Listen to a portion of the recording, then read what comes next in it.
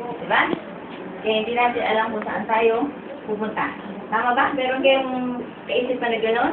Pagising sa umaga, kumakain naman pero blanco. Ha? Kasi walang direksyon ng buhay. Tama ba? Amen ba? Amen. So, sige, ako na lang. Lahat, ako na lang kayo. Simpleng prayer lang ang sasabihin sa Diyos. Kasi, sikat naman na yung katayo, pero mag-pray pa rin. Hindi ako ha, yung espiritu na sumasabi. Kung maririnig ninyo, ay ngayon pa lamang, sa born again kasi, something similar doon sa mga gawain ng aking espiritu. No? So, meron akong pag-worship spiritual na similar talaga sa born again. Okay, kasi talaga namang born again. Ang tawag sa mga taong may bago na relasyon sa Diyos. Amen ba? Amen. So, Mang Banal, maraming salamat po sa mga sandali ito na niloon niyo sa mga ating kanilito na mga anak niyo para dalhin kayo sa lugar na ito sa mga kabataang nandito. Mang Banal, maraming salamat po, Yahweh, sa mga oras na ito. Kayo po muli ang tatay para sa amin lahat at kakain ng mga pagkain pang spiritual para sa amin ikalulusong buhay ang spiritual. Maraming salamat po, Mang Banal. Ginagawa ko po ito para malaman nila na ako maging po ay marunong tumawag sa inyo. Mga Banal, salamat po sa mga kabataan dinala nyo dito. Kayo po ang nagdala sa kanila upang makapanayam niyo po sila sa mga oras nito. Maraming salamat po, Mga Banal, at nais ko pong matanggap nila ang lahat ng pagkain nila sa inyo na aming nakakita sa spiritual sa oras nito. Hanggang sa malapon. At Mga Banal, alam ko po may mga regalo na kayo sa para sa amin lahat. Sa ngalan ko ni si Cristo, na inabot ko na lang, kayo si Cristo sa napalitas. Maraming salamat po. In Jesus' name, Amen. Kasi sa born again, talaga merong parangal. Parangal. So, palakpak ang parangal. No? Parangal. Ang tawag pinarangalan, mas higit na dapat parangalan na Diyos. Kaya huwag kayong mahiya na pumalakpak sa Diyos. Bago kayo, kaya gusto kong sabihin na naiintindihan ng Diyos. No? Pero, kapag special sa inyo, yung tao, nakaharap nyo, bibigyan nyo talaga yan ng pinakamaganda o maayos na presentation, right? So, nandito kayo, pinipresent nyo yung inyong sarili sa Diyos. Okay, present ang maayos. Okay? Present ang maayos sa Diyos. Kasi, hindi kayo sa akin, nagbibigay ng presensya nyo. Sapagkat ako man din nagbibigay ng presensya ko sa Diyos. Pare-pare pa tayo. No? Tututok lang tayo sa isang Diyos. Ako man din nakatutok, bagamat nagsasalita ako yung nandito at ginagamit, pero kailangan nakatutok din ako sa Kanya. Dahil kung hindi ako nakatutok sa Kanya, mawawala yung aking sasabihin. No?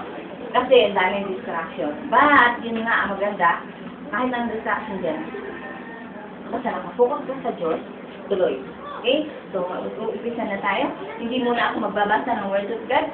Gusto ko lang sabihin sa iyo na ang Diyos kasama natin, saan man tayo na doon.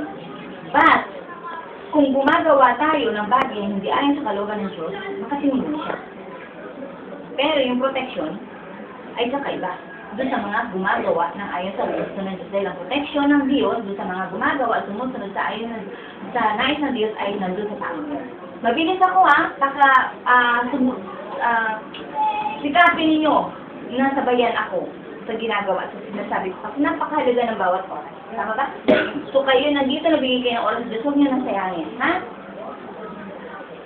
Ulitin ko, kahit saan ng lugar, nandoon ang Diyos, nakikita niya kasi lahat naman alam ng Diyos. Meaning, walang nalilinis sa Kanya. But, ang pagkakaiba ng mga taong gumagawa ng ayon sa kalooban ng Diyos at doon sa mga taong gumagawa ng hindi ayon sa kalooban ng Diyos ay malaki. Dahil kapag gumagawa ka ng ayon sa kalooban ng Diyos, ang protection mo ay mula sa Diyos ay nasa iyo. At kung hindi ka gumagawa ng ayon sa Diyos, sa nais ng Diyos, wala kang protection. Tama ba ako? Naiintindihan niyo ba? Hindi unfair ang Diyos. Pero kung may mangyari sa tao na yan, na hindi matanggap ng tao, pero siya'y sumusunod sa nais ng Diyos, ibig bang sabihin na wala siyang protection? Meron. Hindi nawawala ang protection ng Diyos. Kaya lamang may mga pangyayaring inaalaw ng Diyos. Okay? So, wala dapat ikalungkot ang tao na sumusunod sa nais ng Diyos kahit na anong mangyari sa kanya. Amen? Dahil yun ay mayroong purpose. Amen? So, paglabas mo dito, natapilo ka, napahiya ka, ang daming tao, galing ka sa gawain ng Diyos. Dapat ka bang malungkot, natapilo ka dyan, nasubsub ka, nawala yung choice mo, no? Wala kang dapat ikalungkot kasi nakinig ka ng salita ng Diyos. So, yung sinasabi ko, may mga bagay na hindi natin sukat akalain na mangyayari sa buhay natin, huwag tayong malungkot kung alam natin na tayo gumagawa ng ayon sa nais ng Diyos. At nais ng Diyos na makinig tayo ng kanyang mga salita. Amen? Amen. So, sinabi ko lamang para huwag niyo nang isipin yung mga iniwanang problema sa labas. Meron? Wala. Meron. Hindi pwedeng wala. Walang tao nabubuhay na walang problema. Nasa tao nga lang yung kung paano mo i-entertainin yung problema, ha? So, nandito tayo para harapin natin ang Diyos. Amen. Dala natin ang mga problema, ibigay natin sa Diyos, pero huwag na muna natin isipin yun. Okay? Ang isipin muna natin ngayon ay ang Diyos na nandito at present ka. Amen? Amen. So, hindi natin nakikita ang Diyos, pero nakikita tayo ng Diyos. Kaya, ayos ba tayo ngayon sa harapan ng Diyos? Say amen kung ayos tayo. Amen. Kung merong may problema, pwede kang hindi mag-amen. Dahil yun ang totoo, hindi ka ayos eh. Diba? Ang dami mong aayusin pa. Na marami pang aayusin sa buhay mo. At ang gusto ng Diyos ay taong tapat. Amen? So mga dalaga, sino ang may boyfriend? Taas ang kamay. Be honest. Say, I have a boyfriend, sister. I have a boyfriend, sister. Say, yes, I have a boyfriend. Yes. Okay, sige. Ang gusto ng Diyos ay taong tapat. Sino sa inyo ang gusto ng tao hindi tapat sa Kanya? Wala. Diba? Kahit na nga masasaktan ka, doon sa ipagtatapat sa'yo, alam mo, sasabihin mo pa, sige na, ipagtapat mo, na may karibal ako sa'yo. Kahit na masasaktan siya talaga, gusto niya ipagtapat sa Kanya. Kapag ipinagtapat naman, talagang masaktan siya. Kaya lamang talagang nandun tayo sa gusto natin na walang inililihin sa atin. Tama? At ang Diyos, sa ayaw at sa gusto natin, makinig mga anak, mabilis ito. Ang Diyos, sa ayaw at sa gusto natin, hindi tayo makakapag-tago. Tama ba? Agree? Amen! Amen. Okay, gusto ko lang liwanagin. Tayo tago ng tago sa mga magulang, sa mga kapatid, o kahit kaninong tao, tago tayo ng tago kasi takot tayo mapagalitan. Pero ang buong katotohanan, bakit hindi tayo natatakot sa Diyos na siyang dapat na magalit at may karapatan sa atin na magalit siya? Alam ba ng parents mo na may boyfriend ka? Wow! Sige. Andito na, ha? Pauna pa lang to. Sige. Ganyan kasi ang kabataan. Dahil sa takot sa magulang, ay talagang hindi yan magsasabi ng totoo. Pinagdaanan ko rin yan. Bawal ang boyfriend. Pero hindi talaga ako nag-boyfriend dahil bawal, ano? Kasi may takot nga ako na magalit ang parents ko sa akin. Pero sumunod ako. Takot ako na magalit sa akin, pero sumunod ako. Iba yung takot na magalit sa akin, pero naglihim ako. Di ba? So, hindi kayo nandito para i-judge. Okay? Nandito tayo para pag-usapan natin yung mga dapat at karapat-dapat. No? So, maaaring ang sitwasyon mo is, nag-try ka lang. Tama ba ako? Sige. Ganyan kasi kabataan eh. Nandito kayo, nag-try din. Parang nakita na kita before. Oh, bakit kanina? Tinatanong ko kung bago eh. Sige. No? So, nag-try lang kasi maganda ang pagkakasabi ng nag-akay. Okay? Ako, ganun din ako ng kabataan ko. Ang hilig ko talaga. Sige, ano ba meron dyan? Maganda ba yan? Ganun ako. Kasi para sa akin, kung maganda ka ba, may makukuha ako. Eh, kung hindi maganda, hindi na ako babalik.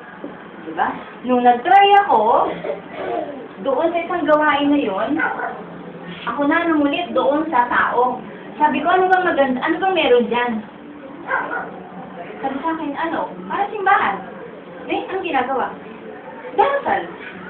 Makanta. Masayaw. Uy, ang saya. Sabi kong ganyan. Sige, sama mo ako. Sunday yun. Ako na. Nag-volunteer na si Mama. Hindi ako inakay. Pagdating ng Sunday, hindi pa sila nakabihis, hindi pa sila nakaligo. Ako nakabihis na, kaligo na ako. At sabi ko, ano ang bahabagan nyo naman? Sabi ko, ganyan ba kayo pumunta doon? Sabi ko, bilisan nyo nga, naiinit na ako. Gusto ko lang makita kung anong meron doon. At pagdating doon, napakalayong lugar, nag-bus pa kami. Pagdating doon, kasi open ground siya, hindi siya bahay. Pagbaba ko sa bus, ayan na, open ground, nandiyan na. Nagkakanta. Para kung binuhusan ng malamig na tubig. Pagtapak na pagtapak ko, doon, holy ground na yun. Para kung binuhusan ng malamig na tubig. So, natasagad ako ng holy. Pinigay ko sa inyo kasi, puso natin ang dala dito. Okay? May isip din, kung kumukontra yung isip sa puso. Pero sasabihin ko sa inyo, tahanan ng Diyos ay ang ating puso. So, kahit anong conflict sa mind, kahit anong isip ng mind na yan na hindi ka maniwala, kapag puso mo ang nagsabi at natas, paniwala mo yung puso. Okay? So, bumalik ka ngayon, dahil, nung nakaraan linggo, wala kami. Diba? Ano ulit ko? Si Justin. Okay, hindi kita makakalimutan dyan. Napakaganda ng narinig ko para sa'yo. Justin. Okay? Para sa FD. O, sige. Walang pilitan dito, mga anak, ha? Wala. Kasi ako, hindi rin ako pinilitan doon. So, tutuloy tayo. Doon tayo sa pagsunod at di pagsunod. Ayon sa Mateo 7:21, hindi lahat ng tumatawag sa akin ng Panginoon, Panginoon, ay makapapasok sa kanya ng langit, kundi ang lamang gumagawa ng kalooban ng aking Ama sa langit. May sabi niya tayo si Jesus Christ. Sa inyo ba ay tinatanggap si Jesus Christ? Si Jesus Christ ay Son of God. Si Jesus Christ ay God. Yun ang faith mo. Sige, tuloy tayo. Ha? Kapag hari ang tatay mo, ano tawag sa'yo?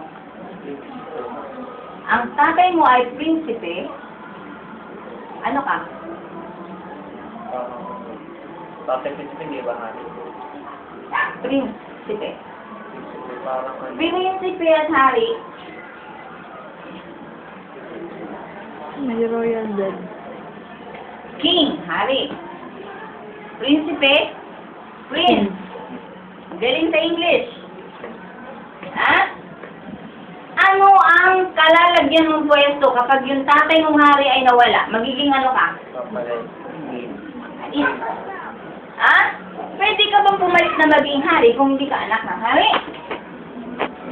No. So, si Jesus Christ ay anak ng Diyos. Right? Si Jesus Christ kasi ay nagkatawad. Oo. So, but, si Jesus Christ ay walang tatay na tao. Right? Ang tatay niya ay ang Holy Spirit. Right?